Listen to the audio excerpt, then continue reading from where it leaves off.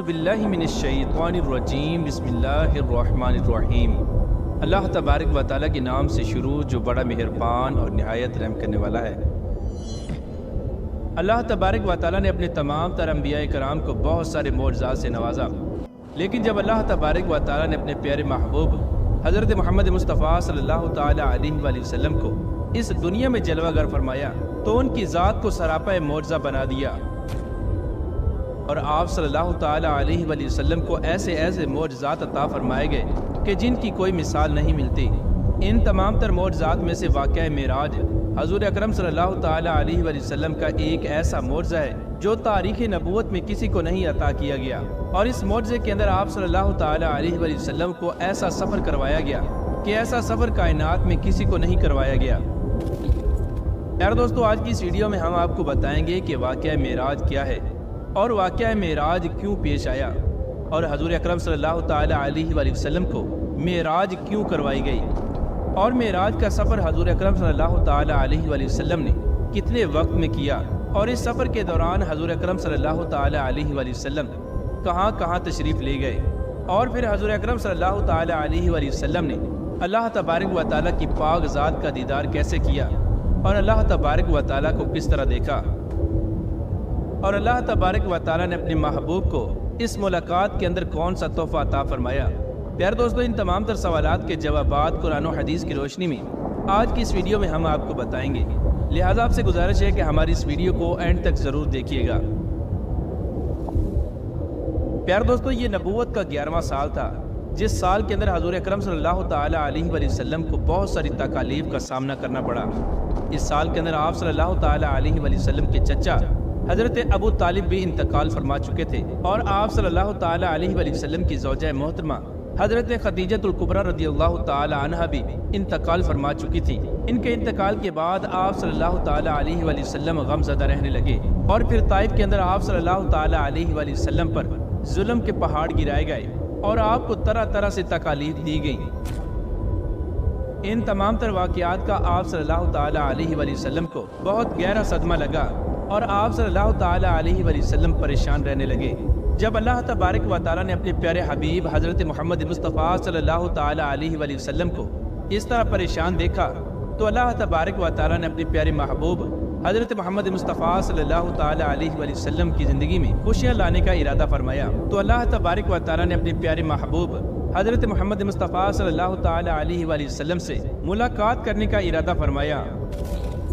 چنانچہ مدینہ ہجرت سے 1 سال پہلے اور نبوت کے 11ویں سال 27 رجب المرجب کی رات کو حضور اکرم صلی اللہ تعالیٰ علیہ وآلہ وسلم حضرت ام ہانی رضی اللہ تعالیٰ عنہا کے گھر میں آرام فرما رہے تھے، اور ادھر حضرت جبرائیل علیہ السلام چند فرشتوں کے ہمراہ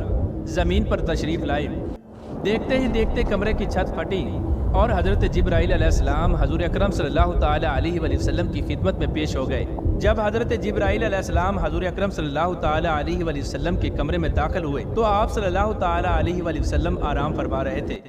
آپ صلی اللہ تعالیٰ علیہ وآلہ وسلم کو جگانے کے لیے حضرت جبرائیل علیہ السلام نے اپنے کافوری ہونٹوں سے حضور اکرم صلی اللہ تعالیٰ علیہ وآلہ وسلم کے قدموں پر بوسہ دیا، تو آپ صلی اللہ تعالیٰ علیہ وآلہ وسلم بیدار ہو گئے۔ اس کے بعد آپ صلی اللہ تعالیٰ علیہ وآلہ وسلم کو مسجد حرام میں لایا گیا، اور وہاں پر آپ کو لٹا دیا گیا۔ اس وقت آپ صلی اللہ تعالیٰ علیہ وآلہ وسلم کے سینے مبارک کو کھولا گیا اور شق صدر کیا گیا۔ آپ صلی اللہ تعالیٰ علیہ وآلہ وسلم کے سینہ مبارک کو کھول کر آب زمزم سے دھویا گیا، اور اس کو ایمان و حکمت کے نور سے بھر دیا گیا۔ روایات میں آتا ہے کہ آپ صلی اللہ تعالیٰ علیہ وآلہ وسلم کا یہ شق صدر 4تھی مرتبہ ہوا۔ 4تھی مرتبہ آپ صلی اللہ تعالیٰ علیہ وآلہ وسلم کے سینہ مبارکہ کو اس وجہ سے کھولا گیا تاکہ آپ صلی اللہ تعالیٰ علیہ وآلہ وسلم کے سینے کو ایمان اور حکمت کے نور سے بھر دیا جائے، اور آپ صلی اللہ تعالیٰ علیہ وآلہ وسلم کے دل میں اتنی کشادگی پیدا ہو جائے اور صلاحیت پیدا ہو جائے کہ آپ صلی اللہ تعالیٰ علیہ وآلہ وسلم دیدار الہی کی تجلیات کو برداشت کر سکیں، اور اللہ تبارک و تعالیٰ کا دیدار کرتے ہوئے کلام الہی کو برداشت کر سکیں۔ پیار دوستو، جب حضور اکرم صلی اللہ تعالیٰ علیہ وآلہ وسلم کا شق صدر ہو چکا تو اس کے بعد حضور اکرم صلی اللہ تعالیٰ علیہ وآلہ وسلم کی خدمت میں جنت کی ایک خاص سواری پیش کی گئی جس کا نام براق ہے۔ یہ ایک سفید رنگ کا جانور تھا جو گدھے سے بڑا اور خچر سے چھوٹا تھا۔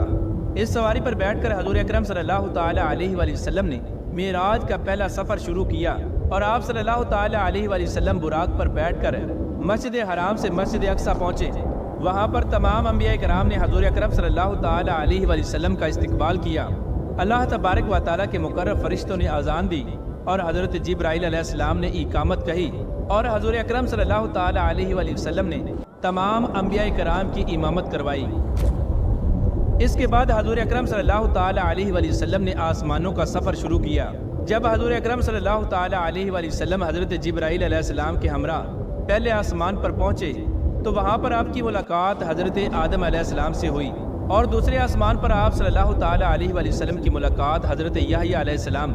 اور حضرت عیسیٰ علیہ السلام سے ہوئی، اور تیسرے آسمان پر آپ صلی اللہ تعالی علیہ وآلہ وسلم کی ملاقات حضرت یوسف علیہ السلام سے ہوئی، اور چوتھے آسمان پر حضور اکرم صلی اللہ تعالی علیہ وآلہ وسلم کی ملاقات حضرت ادریس علیہ السلام سے ہوئی، اور پانچویں آسمان پر آپ صلی اللہ تعالی علیہ وآلہ وسلم کی ملاقات حضرت ہارون علیہ السلام سے ہوئی، اور چھٹے آسمان پر آپ کی ملاقات حضرت موسیٰ علیہ السلام سے ہوئی، اور ساتویں آسمان پر آپ صلی اللہ تعالی علیہ وآلہ وسلم کی ملاقات حضرت ابراہیم علیہ السلام سے ہوئی۔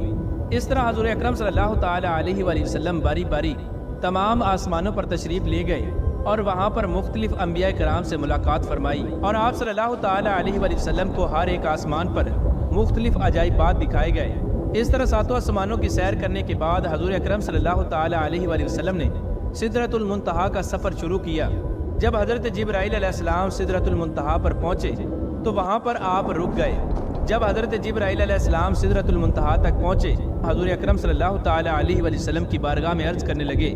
کہ یا رسول اللہ صلی اللہ تعالی علیہ وآلہ وسلم، میری حد یہاں تک تھی، میں اس سے آگے نہیں جا سکتا، اگر میں ایک قدم بھی آگے بڑھا تو میرے پر جل کر خاک ہو جائیں گے۔ اس کے بعد حضور اکرم صلی اللہ تعالی علیہ وآلہ وسلم نے کعبہ قوسین کا سفر کیا،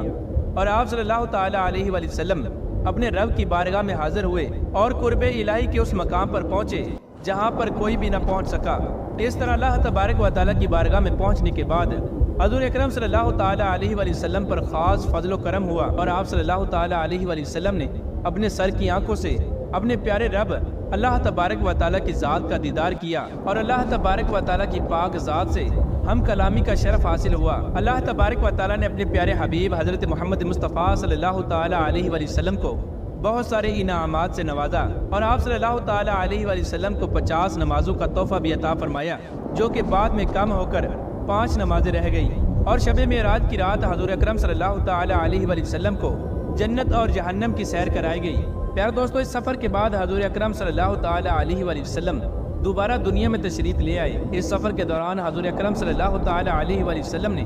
5 سواریوں کا استعمال فرمایا اور 5 سواریوں پر سفر فرمایا۔ مسجد حرام سے بیت المقدس تک حضور اکرم صلی اللہ تعالی علیہ وآلہ وسلم نے براق پر سفر فرمایا، اور بیت المقدس سے پہلے آسمان تک حضور اکرم صلی اللہ تعالی علیہ وآلہ وسلم نے نور کی سیڑھیوں کے ذریعے سفر فرمایا، اور پھر پہلے آسمان سے لے کر 7ویں آسمان تک فرشتوں کے بازوؤں پر سفر فرمایا، اور 7ویں آسمان سے لے کر سدرۃ المنتہا تک حضرت جبرائیل علیہ السلام کے بازوؤں پر سفر فرمایا، اور سدرۃ المنتہا سے لے کر کعبہ قوسین تک رف رف پر سفر فرمایا، اور اللہ تبارک و تعالیٰ کی بارگاہ میں حاضر ہوئے۔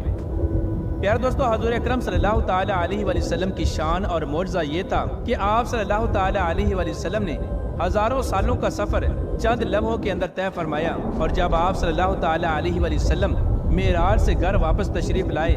تو آپ صلی اللہ تعالی علیہ وآلہ وسلم کے دروازے کی کنڈی اسی طرح ہل رہی تھی، اور آپ صلی اللہ تعالی علیہ وآلہ وسلم کا بستر مبارک اسی طرح گرم تھا، اور آپ صلی اللہ تعالی علیہ وآلہ وسلم کے وضو کا پانی اسی طرح جاری تھا۔ معراج کے اس سفر میں اللہ تبارک و تعالیٰ نے اپنے پیارے محبوب حضرت محمد مصطفیٰ صلی اللہ تعالی علیہ وآلہ وسلم کو اس کی امت کے لیے ایک خوبصورت تحفہ عطا فرمایا، اور وہ تھا 5 نمازیں جو کہ ہر مسلمان پر فرض ہیں، اور نماز کو حضور اکرم صلی اللہ تعالی علیہ وآلہ وسلم نے مومن کی معراج قرار دیا ہے۔ جس طرح حضور اکرم صلی اللہ تعالی علیہ وآلہ وسلم اللہ تبارک و تعالیٰ کے خاص قرب میں تشریف لے گئے، اسی طرح ہر مسلمان نماز کے اندر اللہ تبارک و تعالیٰ کا خاص قرب پاتا ہے۔ اللہ تبارک و تعالیٰ سے دعا ہے کہ اللہ تبارک و تعالیٰ ہمیں 5 وقت کی بعد جماعت نمازیں پڑھنے کی توفیق عطا فرمائے۔